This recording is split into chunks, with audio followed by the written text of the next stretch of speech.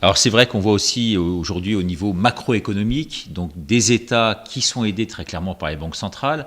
En revanche, au niveau microéconomique, ça risque de tanguer très fort dans les semaines qui viennent. Vous voyez les choses comment? Là aussi, ça va tanguer, peut-être plus qu'on ne croit, mais là aussi, le Great Reset apporte sa vision par anticipation, puisque le Great Reset explique assez largement qu'il y a des dommages collatéraux, monsieur, dame, dans cette logique de confinement, de lockdown, comme on dit en anglais.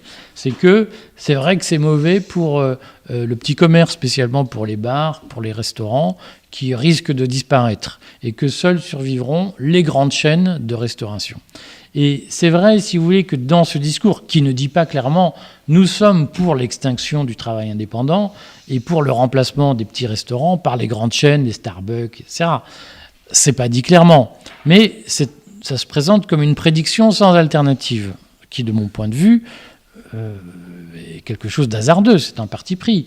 Mais on voit bien qu'il y a, chez un certain nombre d'acteurs du syndicat mondialisé, du syndicat de l'élite mondialisée, l'idée que finalement, tous ces petits restaurateurs indépendants, c'est autant de villages gaulois qui résistent, et que les parts de marché à conquérir, c'est leur disparition pour généraliser les McDonald's, les Starbucks, toutes ces chaînes qui imposent une enseigne unique sur l'ensemble de la planète. Il faut comprendre que la tradition gastronomique, c'est un obstacle à la mondialisation.